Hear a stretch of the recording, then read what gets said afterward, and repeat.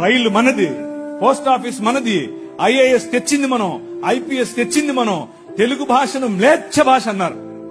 అరే ఏం భాష మాట్లాడుతున్నాడు మ్లేచ్ఛుడా అంటే, తెలుగు భాషలో డిక్షనరీ, మొట్టమొదటి డిక్షనరీ మంది.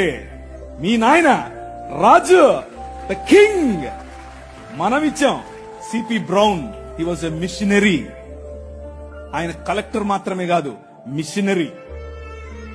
తెలుగు భాష గద్య భాగంలో మొట్టమొదటి పేపర్ మనది. తెలుగు భాష గద్య భాగంలో మొట్టమొదటి పుస్తకం మంది.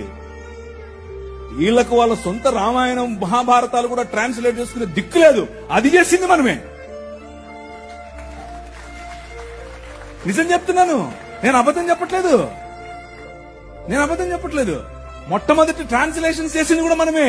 వాళ్ళు అది కూడా చేయరు. ఎందుకంటే విద్య పంచకూడదు. వాళ్ళ రాజ్యంలో విద్య పంచకూడదు. మన రాజ్యం అందరికీ విద్య, ప్రతి ఒక్కరూ చదవాలి. ఎందుకు? ఇదిగో నల్లట్ట పుస్తకం కూడా చదవాలి. అర్థమవుతుందా? నల్లట్ట పుస్తకం చదివితే దిమాగ్ ఖరాబ్ అవుతుంది, దిమాగ్ ఫిరాయిస్తుంది, మనిషి వెంటనే మనిషి అవుతాడు.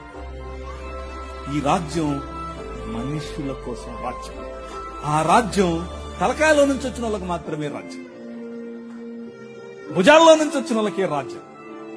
ఈ రాజ్యం అందరి రాజ్యం, అందరికీ సుభిక్షత, అందరికీ పట్టభద్రత.